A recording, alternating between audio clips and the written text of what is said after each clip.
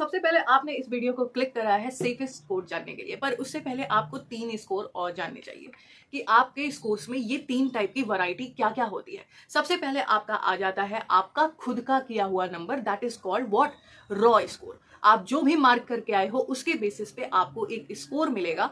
Score मिलेगा नहीं, आप खुद कैलकुलेट करोगे, क्योंकि वो वहां पे देंगे आंसर शीट। जब वहां से आंसर शीट आ जाती है तो आप खुद प्लस माइनस करके अपना रॉ स्कोर कैलकुलेट कर लेते हैं। फिर उसके बाद जब सारे बच्चों का रॉ स्कोर आ जाता है तो एक एक्सपेक्टेशंस लगाई जाती हैं, एवरेज निकाला जाता है और एक कट ऑफ डिसाइड की जाती है, जो कि कोई भी ऑफिशियल इंसान नहीं करता है। हम आप जैसे लोग, नॉर्मल इंसान, नॉर्मल टीचर, नॉर्मल फैकल्टी ये कट ऑफ की प्रिडिक्शन करती है कि ठीक है, ओके, इतना स्कोर आ गया आपका तो आप सेफ स्कोर में हो। बट क्या आपको सेफ स्कोर आपकी ऑफिशियल डेटा में मिलता है? नहीं मिलता। आपका ऑफिशियल डेटा जब आएगा, आपका रिजल्ट आएगा, और रिजल्ट जब आएगा तो आपको मिलेगा आपका नॉर्मलाइज स्कोर। ये नॉर्मलाइज स्कोर क्या होता है दीदी? हमने तो पेपर अच्छा करा था, हमारे साथ नॉर्मलाइजेशन हो गया, हमारा नंबर कम हो गया, हमारा नंबर ज्यादा हो गया, ये तो नाइंसाफी है। हाँ हाँ हाँ, इन सब का answer I am going to give in this particular video only. तो नॉर्मलाइजेशन स्कोर क्या होता है? नॉर्मलाइजेशन स्कोर एक ऐसा स्कोर होता है जो कि on an average median basis पे निकाला जाता है। What do we mean by this?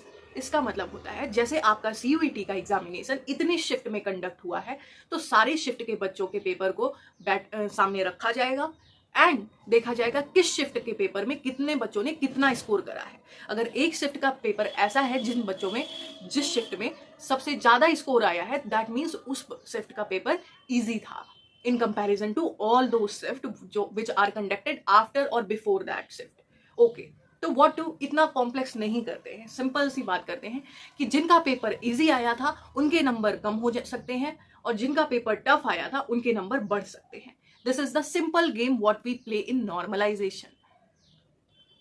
तो अब आप ये जान जाइए कि अगर आपका पेपर शिफ्ट में, अगर आपके शिफ्ट में पेपर थोड़े से इजी आए थे तो ऐसा हो सकता है कि नॉर्मलाइजेशन में आपके नंबर के साथ थोड़ा सा छेड़छाड़ हो।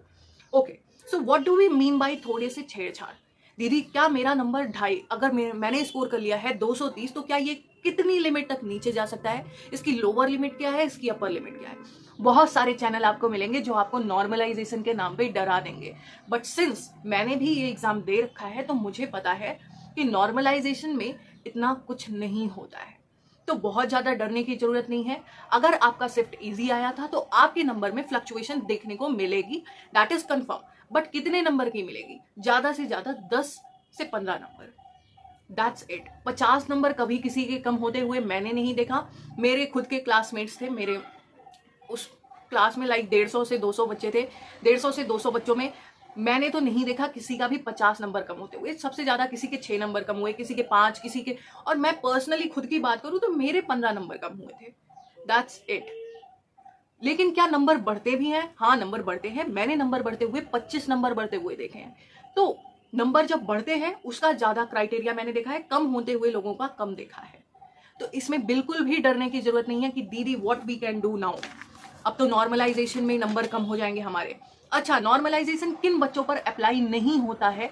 This is something what you need to understand in this video कि if you are scoring full out of full then you are out of this process. This is the worst and the best thing for all of you. Worst thing क्यों? Worst thing for those student जिनका कम हो गया, best thing for those student जिन्होंने काफी मेहनत करी and they actually deserve this. तो okay, this was all about normalisation. I hope अब आपका इस चीज से पर्टिकुलर डर खत्म हो चुका होगा और आप नहीं डरोगे।